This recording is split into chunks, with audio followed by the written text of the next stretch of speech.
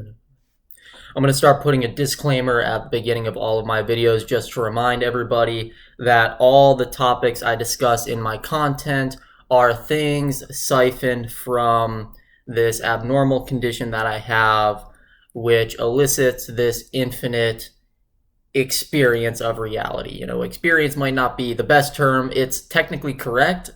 It's just that it includes contradictory things like experiences of non-experiences, right? So you think like materialism, like inert, unconscious matter, like, okay, an experience of that wouldn't really be an experience, right?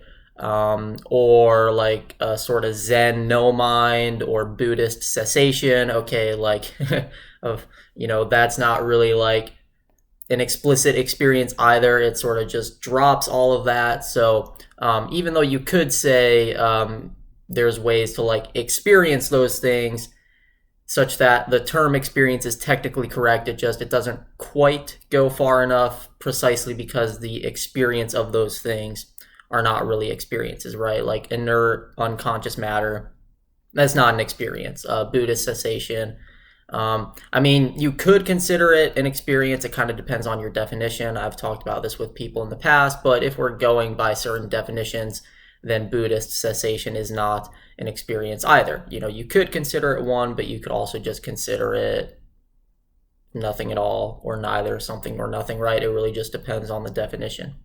But anyways, for lack of a better term, all these topics are being siphoned from that absolutely infinite experience that is there due to my condition.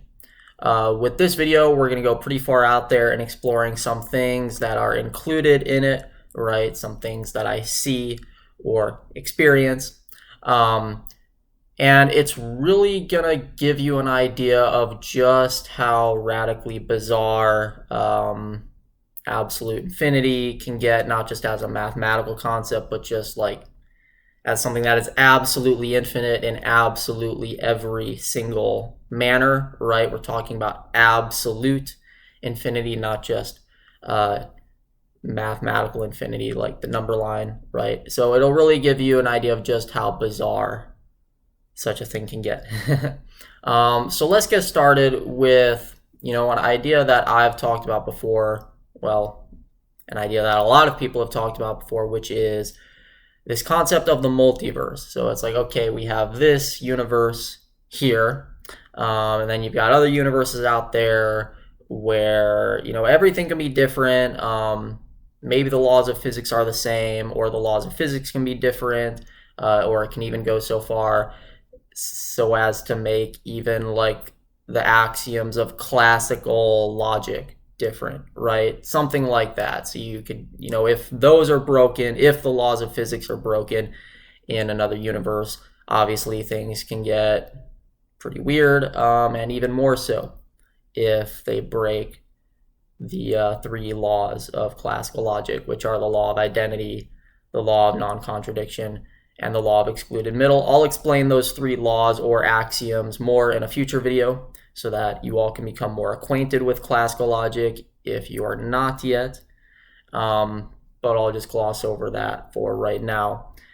So yeah, like let's say we were to have like an infinite multiverse and there's all these different universes. Some of them have the same laws of physics and logic, others have different laws, right?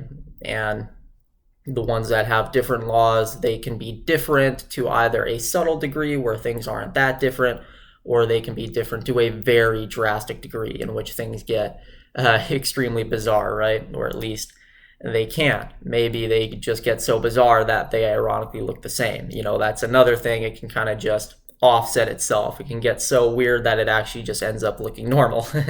Like you could just have like an ocean of water which looks completely normal, but it's made out of like sulfur or something, but yet it's still H2O. Like, okay, yeah, like a weird contradiction like that where it's a completely normal ocean of H2O, yet somehow it's made of sulfur, but sulfur is a different element, so how does that work, right? So it's like it can just get so bizarre that it turns back on itself.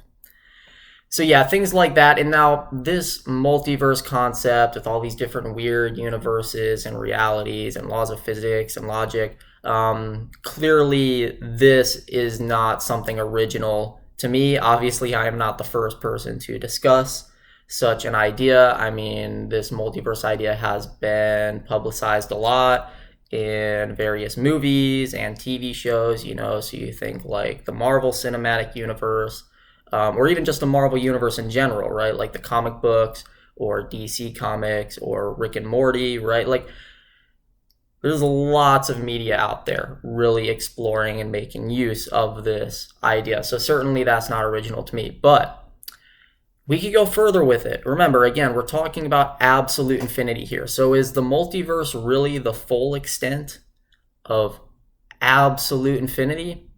Well, think about what absolute infinity means by definition. For something to be absolutely infinite, it has to be able to be boundless in absolutely every case. I mean, that is why it is absolute infinity, right? It's not just infinite, it's absolutely infinite. To be absolutely infinite means to be infinite in absolutely every case and absolutely every scenario, right? So it means to be not merely boundless, but furthermore, boundless in any and every capacity. That's what it means to be absolute, right?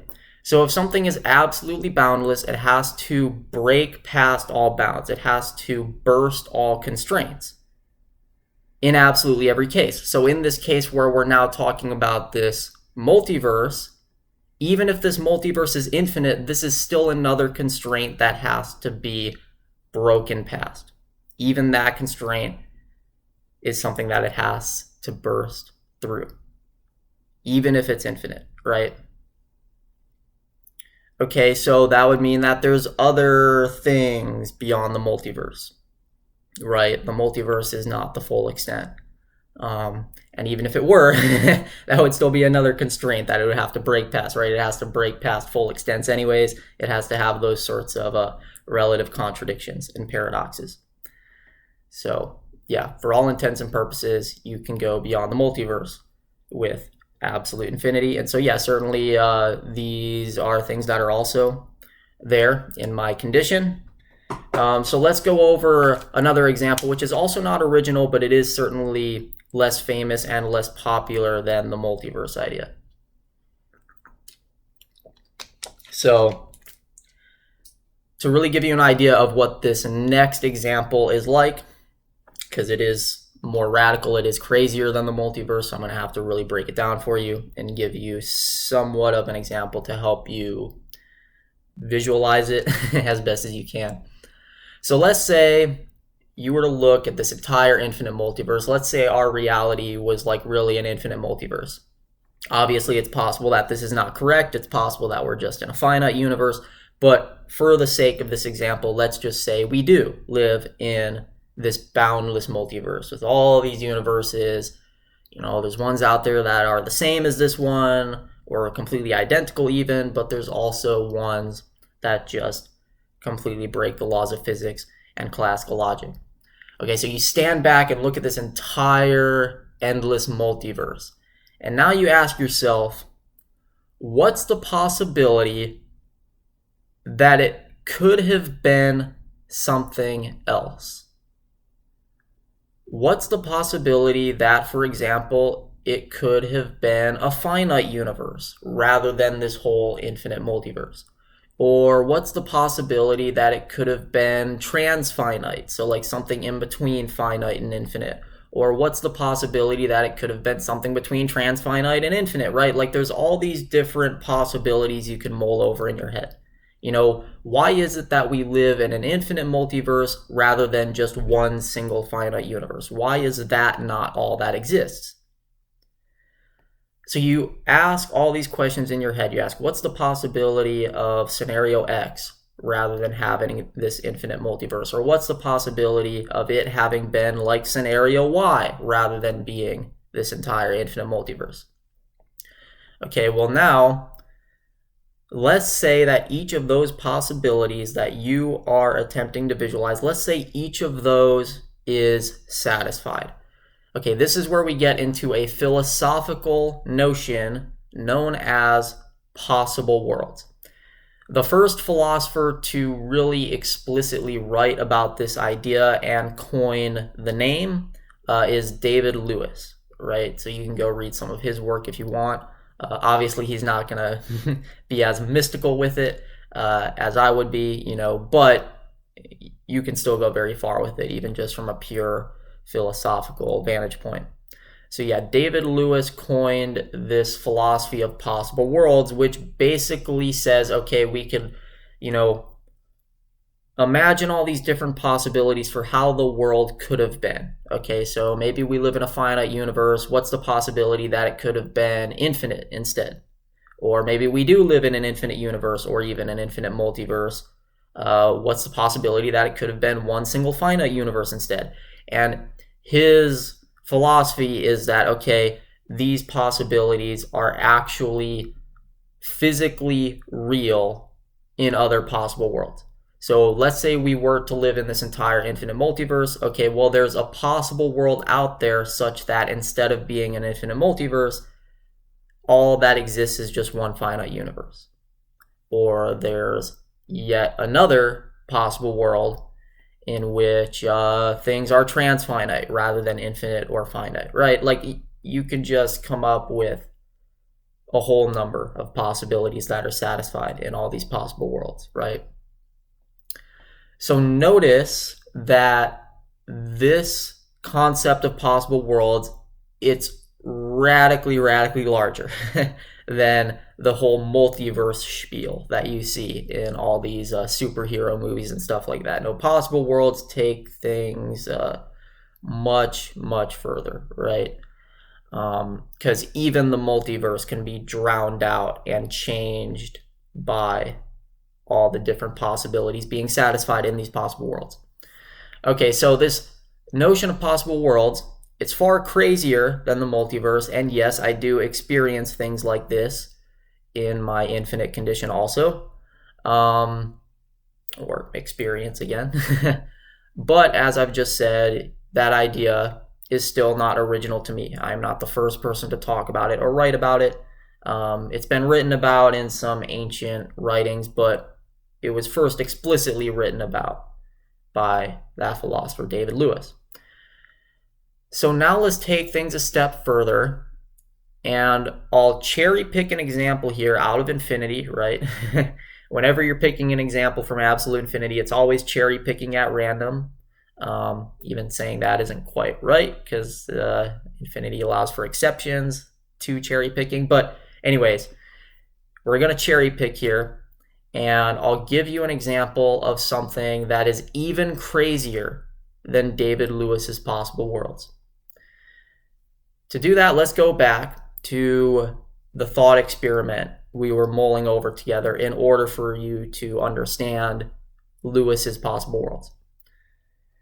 Remember how we pretended that we lived in this entire infinite multiverse and we stood back and we mulled over all the possibilities of what it could have been. All right, so let's do that again. Let's ask ourselves, what's the possibility that this boundless multiverse was instead one single finite universe or a transfinite reality, et cetera, possibility X, possibility Y, possibility Z. We just keep sifting through these possibilities in our minds. Okay, instead of just doing that, we restrict these possibilities more, these possibilities that we're thinking about. So instead of just saying, what's the possibility, or I should say asking what's the possibility that this endless multiverse was just one finite reality, we restrict that question to what's the possibility that this exact multiverse that we're in right now, what's the possibility that this one would have been finite? Now, right off the bat here, you might not notice any difference in the question. It kind of sounds identical to the other questions we were asking leading up to Lewis's concept of possible worlds. But there is a difference here, because see, with David Lewis, he's basically saying, okay, there's another possible world out there in which rather than an infinite multiverse, there's just one single finite universe. But we're not just questioning, okay, could we have that possibility satisfied somewhere out there in another set or another possible world? No, we're restricting it to this possible world that we're in right now. What David Lewis would just call the actual world, right? This actual world that we are in right now. What's the possibility that this one, this exact one, could have been finite rather than infinite? See, that's where it gets very different, because even if the possibility of a finite reality is satisfied somewhere else out there in another possible world, like David Lewis posits, even so, it would still be the case that here, in this possible world, the actual world to us here, it would still be the case that this one is infinite. You see? Right? This one would still be infinite even if that possibility of finitude is satisfied out there in that other one. So that one's finite, but this one is still stuck as infinite, right? It's not finite like that one. So what's the possibility that these chairs would have been swapped, that we were in the finite one and that possible world was the infinite one? See, we're talking about swapping out the possible worlds now. We're iterating on the very concept of possible worlds. We're not just asking what's the possibility that reality would have been finite rather than infinite. We're asking what's the possibility that that possibility would have been our possibility instead of their possibility. You see, we're swapping here. We're mishmatching. Okay, if reality is absolutely infinite, remember, like I said earlier in this video, that means that it is boundless in any and every capacity. It has to be able to burst through any and every constraint. If it is able to burst through any and every constraint, then it must be able to break past this possibility that I've just posited such that it can satisfy even that very possibility. It must be capable of even making the possibility that this exact reality would have been finite. It must be able to make even that possibility real. Okay, this is where things are going to start to get very strange, because think about what that would mean if that possibility were satisfied. Remember, we're not just saying that there's some other possible world out there which is finite instead of infinite. The possibility that we're talking about now is more restricted. It's restricted to this world that we're in here. We're saying that this one is finite rather than infinite. So what would it mean for that restricted possibility to be satisfied? That would mean that it is simultaneously true to say that this reality is infinite, and yet that it is not infinite at all. It's merely finite. That's what's so strange. Now, here's where a lot of people are going to start raising objections, because obviously this leads to some utter insanity, but let's just mull through this. Let's just have fun with this. Again, you can use this as speculative entertainment if you want. Let's just mull through this together. You don't have to take this as like a serious topic, but I just want to use these topics of mine to lead you through like an enjoyable bout of contemplation. And really, here in a sec, it's not even going to be contemplation anymore. It's going to be more like Zen no mind. You're not going to know how to think anymore. So we're going to contemplate so deeply that we exhaust contemplation and reach cessation. So let's do that right now. Rather than the possibility that we're satisfying being this infinite multiverse being finite, let's pick another one that's closer to home, right? Because it's harder to imagine an entire infinite reality. That's very distant. It's very abstract. Let's instead look at, Ethan's skin here. For all of you who are aware that I naturally talk in third person sometimes, I kind of switch between first person and third person talk due to the infinite experience. But let's just look at this body's skin, Ethan's skin. Okay, what color is it to you? Well, I mean, you would say, obviously, I'm Caucasian, so I'm a white guy. But Caucasian people, if you really think about it, their skin isn't actually like white. You know, it's more tan or kind of apricot, really, right? So let's just use a fancy term. Let's say it looks apricot to you. Okay, so this skin here looks apricot to you. Now, with the restricted possibilities that we were going over earlier, let's use those to now ask, what's the possibility that this exact Ethan's skin, we're not talking about some other Ethan in another possible world. No, what's the possibility that this exact person sitting here in front of you, what's the possibility that this Ethan had green skin instead of apricot skin? Okay, remember, in absolute infinity, that possibility will be satisfied, such that this exact Ethan does have green skin. Now, right off the bat, you'll be like, okay, well, that's false. I'm looking at you right now. You don't have green skin, Ethan. Still there. It's still tan. It's still apricot. So no, that's blatantly false. The proposition that we're making here. It is not true at all to say that this exact Ethan has green skin. Okay, let's go further with this, because yes, this is like a blatantly false statement, but there's a way for absolute infinity to make even blatantly false statements true. And not just true in some like weird, abstract, like mental gymnastics way. No, like true in a concrete way. Because now, we could do the same thing with your perception. So here you are watching this video, looking at Ethan's skin. It looks apricot to you instead of green.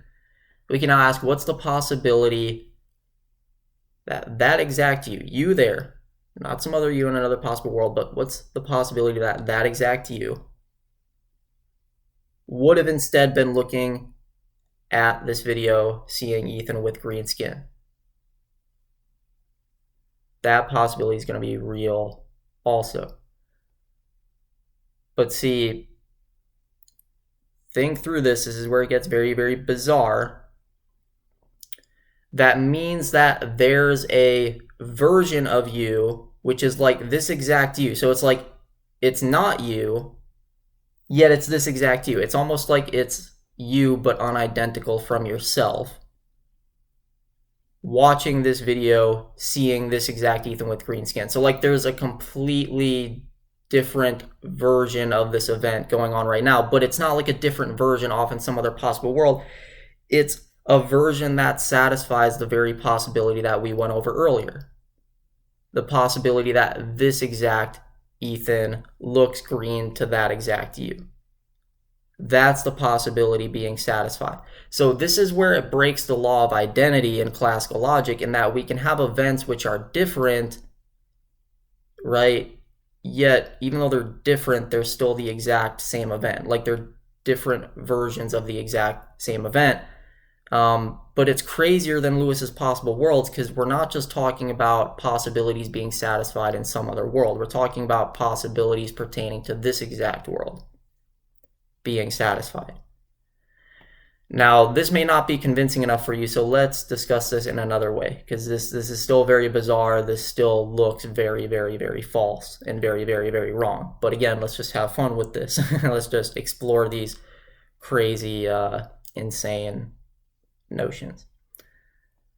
Let's look at it this way. Let's say, okay, you look up into the night sky and you see a full moon, right? The moon we have here, it's gray in color, right? Okay. It's not just that it's gray in color, there's a possibility that it would have been gray in color. Notice that an actuality is basically just a possibility that came true, right? I mean, that sounds obvious, but we're just going to make it very simplistic here, right? An actuality is a possibility that came true.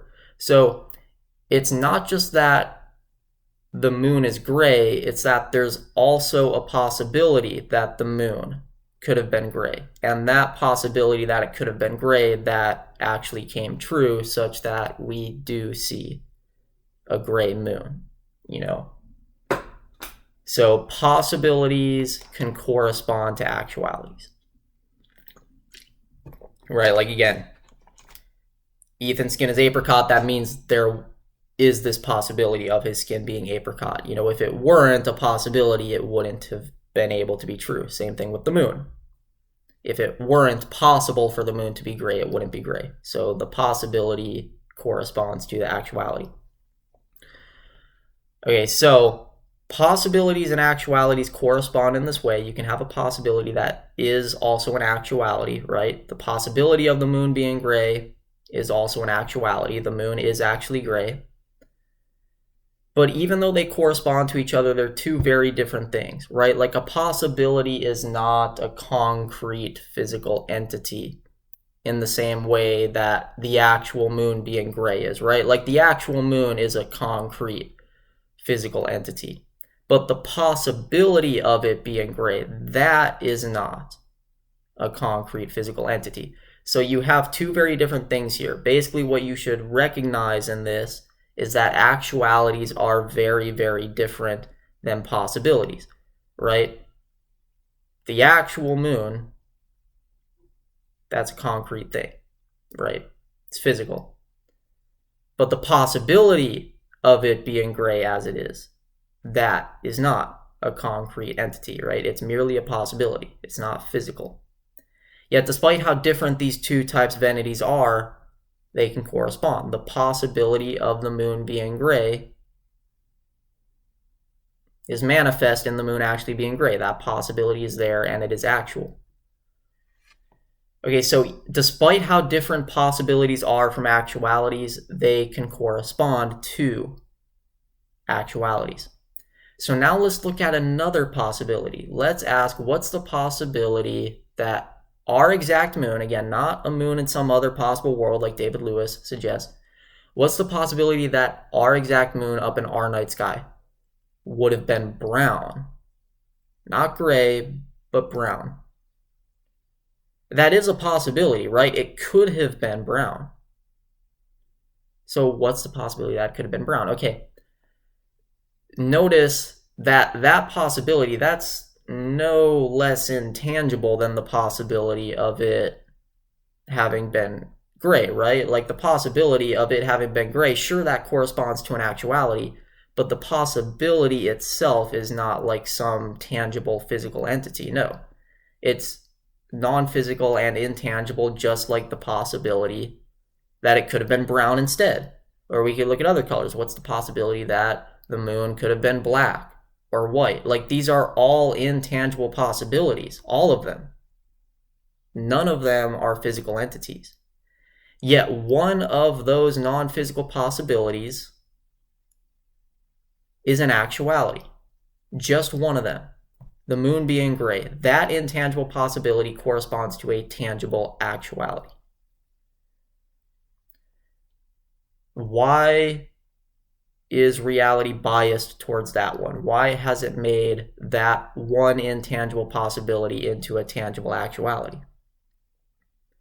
Well, if reality is absolutely infinite, it is not going to be restricted to that bias because the other intangible possibilities will also correspond to their own tangible actualities. So just like the moon being gray is actual, the intangible possibility of it being brown would also be actual, and the intangible possibility of it being black will also be tangible and actual. So what that means is that in an absolutely boundless reality, there would be a scenario such that the possibility of this exact moon in our night sky being brown would be true.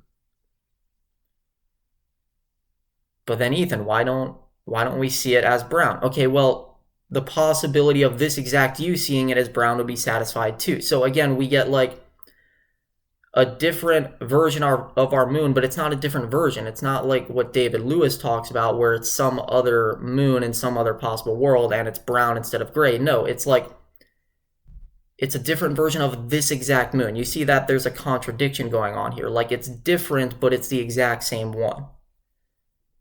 And it has to be the exact same one because that's the very definition of our possibility. Our possibility was that this exact moon is brown instead of gray. That's the very linguistic definition that we gave it. So if reality is to satisfy our exact possibility that we're questioning, it has to make this exact moon brown, not gray. But if it's brown, it's going to be different than this one, even though it's the same exact one, right? So it's like it's drastically different in color, yet it's the same exact moon. And the person looking up into the night sky and seeing that brown moon, they're seeing something different than you. So they are different than you, yet it's a different version of this exact you. So it's still this exact you. It's not just some other you in another possible world. So it's like you're not seeing a brown moon, yet the possibility of you seeing a brown moon is real, such that you are seeing a brown moon even if you're not. You see how this leads to a whole contradiction? And that if these things were satisfied, then we would get these blatantly false propositions being satisfied. We would get different versions of not just you, but this exact you. And different versions of not just some, right? Not just different versions of our moon, but different versions of our exact moon here being different, even though we just said they're the same exact ones. So what absolute infinity allows us to do in this way is it allows for us to have true statements like the moon being gray and have false statements like the moon being brown. Obviously, it doesn't look brown to you, yet it also allows us to satisfy those false statements and make them true, such that the possibility that this exact moon being brown instead of gray, that possibility is correspondent to an actuality, such that it is true that it is brown even if it's not. See how we're getting very zen with the language here now? We're saying it's true that it's brown even though it's obviously not true that it's brown, right? It's true that your perception sees it as brown even though it's clearly not true that your perception sees it as brown, right? See, this is very different than just a simple multiverse idea or even Lewis's possible worlds, because here's the difference between all three. See, with the multiverse idea, okay, we can have some other universe out there with a moon that's very similar to ours or identical to ours, but it's placed in a different location of space-time, right? It's out there in some other universe. So it's not the same exact moon.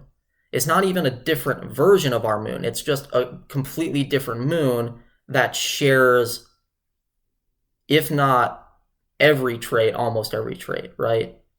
That's the multiverse idea. This is where I have a problem with shows like Loki, where they talk about Loki having like all these different versions of himself throughout the multiverse. It's like, okay, no, if we're talking about a multiverse, these would not be other versions of Loki. These would be completely different beings that just happen to share some traits with Loki. None of them are Loki. They are just beings very similar or identical to Loki, right? They're not the same being at all. There's something else off in some other universe, right? It's kind of like if you run into your doppelganger. Is your doppelganger you? No, it's a completely different entity that's identical to you, right? Notice that things can be different but identical.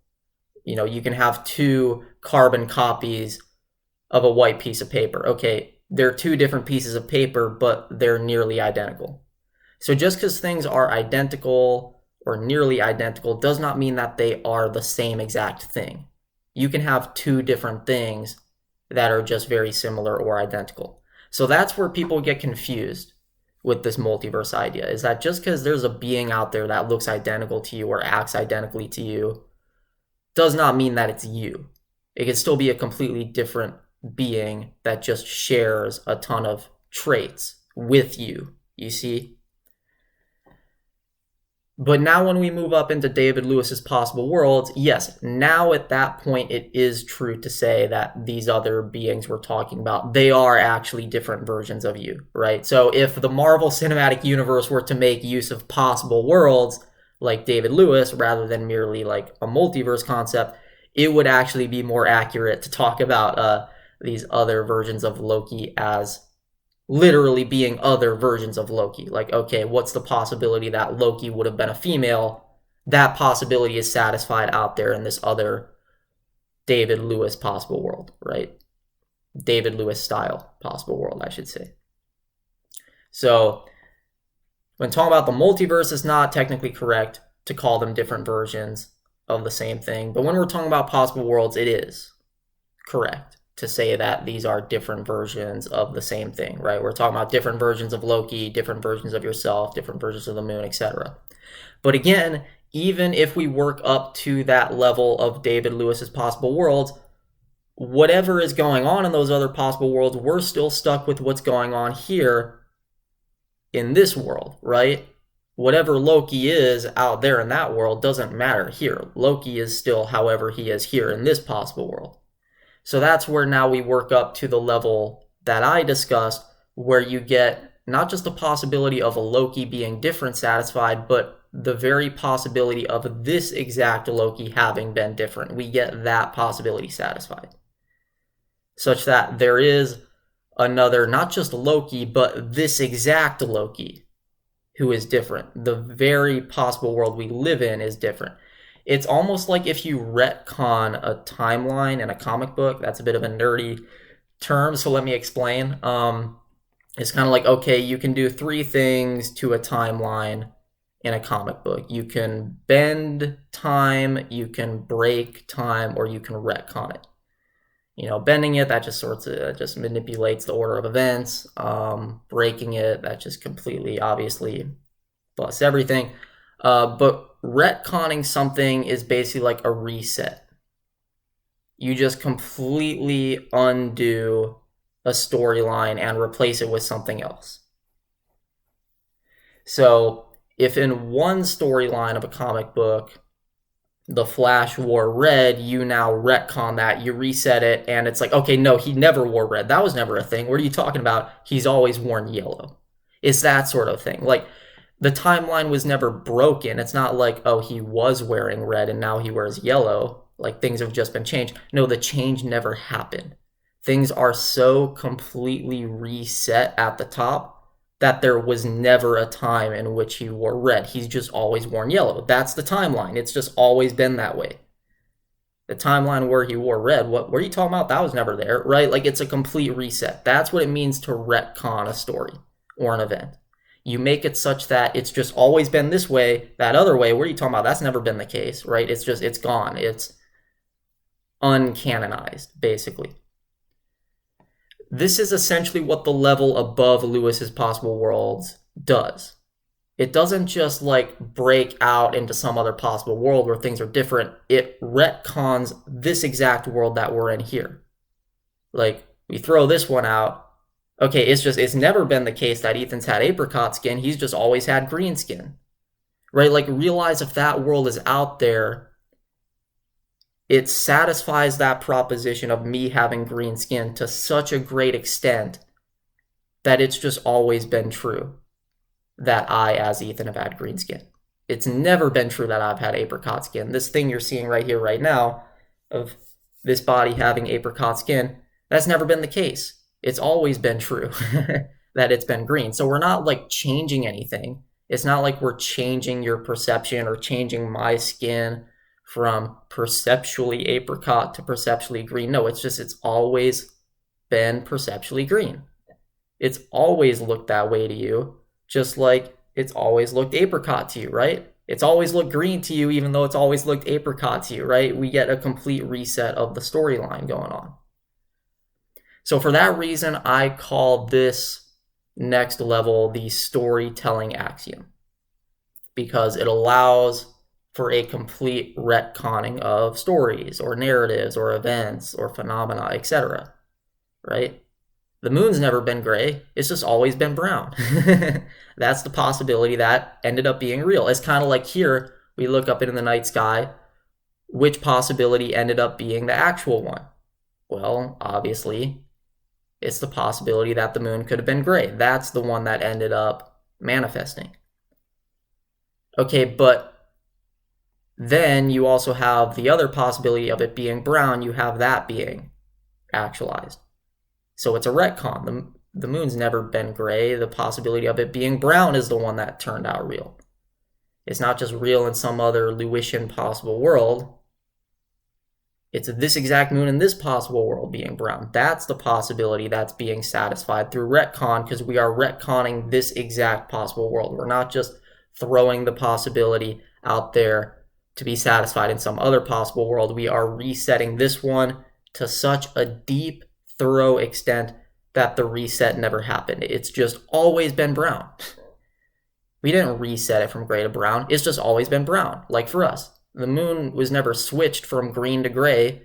It's just always been gray. That's the only possibility that's ever existed. The possibility of it being brown or green never existed. It's always been gray. So it's the same case with these other retcons. It's never been gray. It's always just been brown. And you've never seen it as gray. You've just always seen it as brown every time you look up in the night sky. Nothing ever changed. We didn't rewrite anything. The reset or rewrite is so deep that there was never a rewrite. It's just always been that way to you. You've always seen it that way. It's this exact moon seeing this. It's this exact you seeing this exact moon in that different way, but it's always been that way. It's always been this exact you seeing this exact moon. So obviously this is all going to sound very nonsensical. I'm not pretending like this is anything normal that I'm talking about, but notice these are the types of things that would be satisfied or manifested in absolute infinity. What's strange about this is that means we could no longer use direct experience as a yardstick for determining whether something like absolute infinity is real or not. Because we could say, okay, well, if absolute infinity is real, that means that everything has to be real, including Ethan having green skin. But wait a minute, I'm looking at Ethan. He doesn't have green skin, therefore there's a proposition which is false, therefore absolute infinity is false. It can't possibly be real. But see, you can no longer use that proof from direct experience as proof against absolute infinity, because the possibility of Ethan having green skin could be satisfied just as much as the intangible possibility of him having apricot skin. Look, here it is. The intangible possibility is a tangible actuality. So why can't the intangible possibility of it having always been green, retcon style, why can't that possibility also correspond to a tangible actuality, such that it is true to say that this exact Ethan has just always had green skin. It's never been any other color. Be just as true as saying that this exact Ethan has always had apricot skin. It's never been any other color, right? You get all the retcons. That's storytelling axiom. So this also says some very strange things about identity. I'll finish off with this. I don't want to bog down this video too much. But this says some very interesting things about identity. Because again, with the multiverse idea, it's not that there's other versions of Loki out there. No, there's other beings in other universes that share traits with Loki. Then when we move up to possible worlds, the other Lokis are actually other versions of Loki. They are other possibilities of how Loki could have been. But now we move up to this level of the storytelling axiom, which is even more insane than Lewis's possible worlds. Now it's not just that there's a Loki out there that's different. No, there's a scenario in which this exact Loki, our exact Loki, is different, and he's never been changed to be that way. He's just always been that way. That's just how he is. That's our Loki, right? It's not somebody else's Loki in another possible world. It's our Loki. It's a different version of this exact Loki that we have here. Notice that means there's like the possibility that you could have been a pig instead. this exact you here could have been a pig. That's going to be satisfied. So it's like it's true to say that you're a pig, even though it's not. You're obviously not a pig. You're a human, right? You're having a human experience. So obviously it's false to say that you're a pig. But again, absolute infinity can make such blatantly false statements true through this storytelling axiom. So even if it is absolutely 100% false to say that you're a pig, the possibility that you would have been a pig, that's a possibility, and it corresponds to an actuality.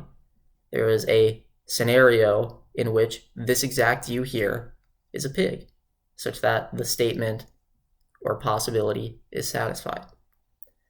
So it's like you're a human, you're a pig, you're a wolf, you're a bear, etc. And it's like, okay, well, why am I not experiencing those things? Okay, well, in the retcon you are. Like, everything's reset such that this exact you is having that experience, such that it is true to say that you're experiencing them even if you're not. Do you see how that works in a very bizarre way? It's a different version of this exact you. So yes, it is having a different experience than what you're having here, but it's a different version of this exact you having it. So it is still true to say that you are experiencing it, even if that is obviously false and you're obviously not. So do you see how it gets underneath direct experience? People typically think that direct experience is like the furthest down you can go. Like that's the most basic you can get. You can't get underneath it. It's kind of like a primary color. Like, okay, red is a primary color. We can't divide it up into two other colors. There's no two colors such that we can mix them together and just get pure red. But in absolute infinity, there are ways to get underneath primary colors. There are colors that you could mix together to get pure red. So you can indeed get underneath primary things. It's the same case with direct experience. Yes, Descartes famously said, I think, therefore I am, right? Direct experience is so primary that you can be certain of it. But actually, no, what absolute infinity does, it cuts down even further than Descartes. It says, no, there's things even more primary than direct experience, such that they split direct experience in the same way that we split the primary color red. We split it in that this exact you is a pig, even though this exact you is obviously not a pig. There's a clear split there. You're not experiencing your life as a pig. You're experiencing it as a human.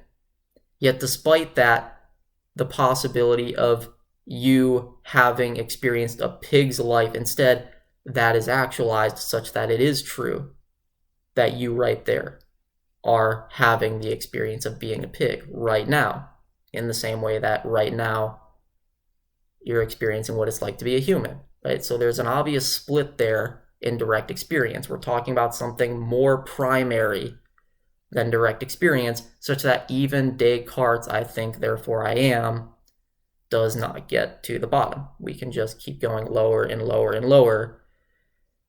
There's infinitely many layers even below the one I've just mentioned, right? Even below the storytelling axiom. I mean, that's just what absolute infinity is like. It's groundless, so we can keep going lower and lower and lower. It's sort of like the iconic phrase of turtles all the way down. It's not just that we can build up higher endlessly, we can build lower, we can build to the side, forwards, backwards, other directions, other dimensions, etc. Even analogously, we can do that, or literally. This is just how crazy absolute infinity is. This is how crazy the sorts of things I experience are. And yes, of course, people will say a lot of what I'm talking about here is untenable. Of course, you can't really do philosophy, let alone science, with anything that I've talked about here. I mean, I just said you're a pig. There's nothing useful about what I just said. There's nothing scientifically useful about it. People will say, well, Ethan, doesn't quantum mechanics say something similar? No, it doesn't. Quantum mechanics has nothing to do with anything I talked about in this video. I'll do a future video on quantum mechanics. There's a lot of mystics and people on YouTube who completely misunderstand quantum mechanics.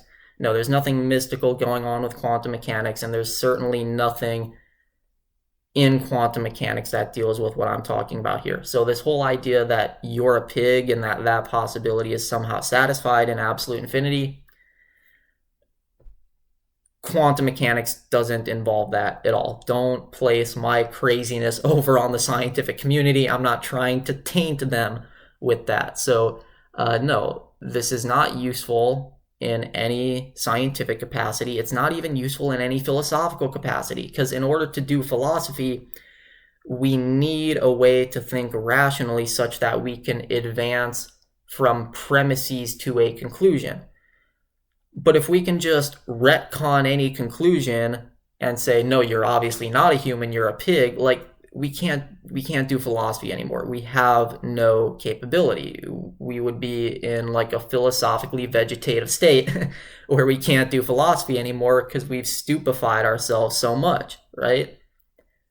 You reach the conclusion that the moon is gray only to say, no, it gets more primary than that. Even if you do see it as gray, it's also true to say that it's brown. Like there's just, you can't do philosophy with it. It's very zen. You can't do science with it.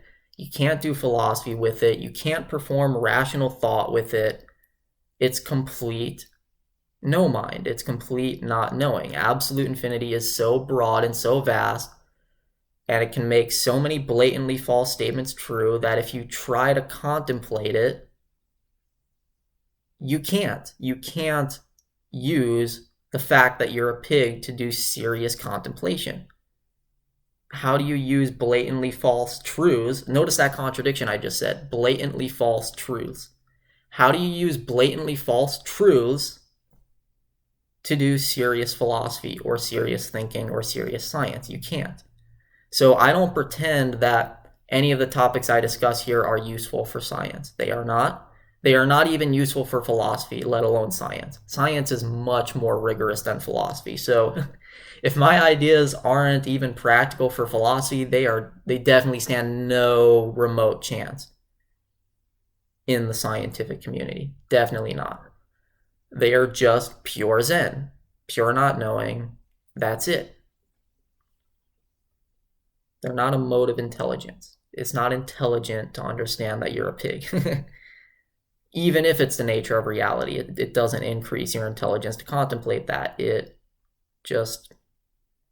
strips your intelligence. It's like a Buddhist cessation of intelligence, trying to contemplate these things in absolute infinity. Because it all gets retconned, right? If you retcon something, you're stripping your mind and your experience to such a great extent that it was never even stripped in the first place. The cessation it never even happened.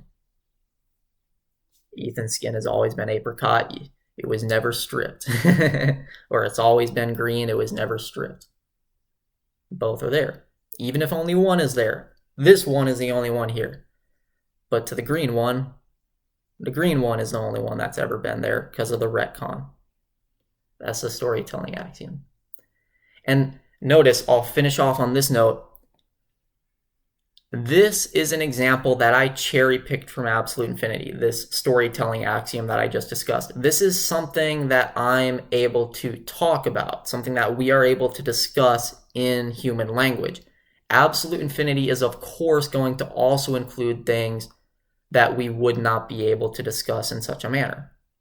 So if it already gets this radically insane while remaining within the scope of linguistic discussion, try and imagine what other things are out there in absolute infinity, in this experience of mine, which I would not have the skill to discuss like I did with this here. Already we're talking so insane that we are affirming the possibility that you're a pig as an actuality. Already we're doing that. We are at that level of mental asylum insane. And yet we have not left the realm of linguistic discussion. So picture what we would be talking about if we were able to have a discussion on those other things out there. All right, we've already carved underneath Descartes, and we haven't even left the stadium. That's how insane it gets. If you want to put me in a straitjacket after this video, take me to a mental asylum, go ahead and do that. Like I said, again, you do not have to believe in these things that I'm talking about. You don't have to actually believe they're real. I am just sharing notions that I siphon from this condition that I have. You know, you can say it's a mental disorder, that's fine. I myself am open to it being a mental disorder, because even if it's not, well, obviously it also could be, because I could also be a pig or have green skin. So, yeah, obviously this doesn't have to be anything useful. It doesn't have to be regarded as genius or intelligent in any way. It's really more madness than intelligence. It's like no mind or not knowing. It's not a clear form of rational thought. So yeah, you don't have to believe in anything I'm talking about here. It's enjoyable if you understand it.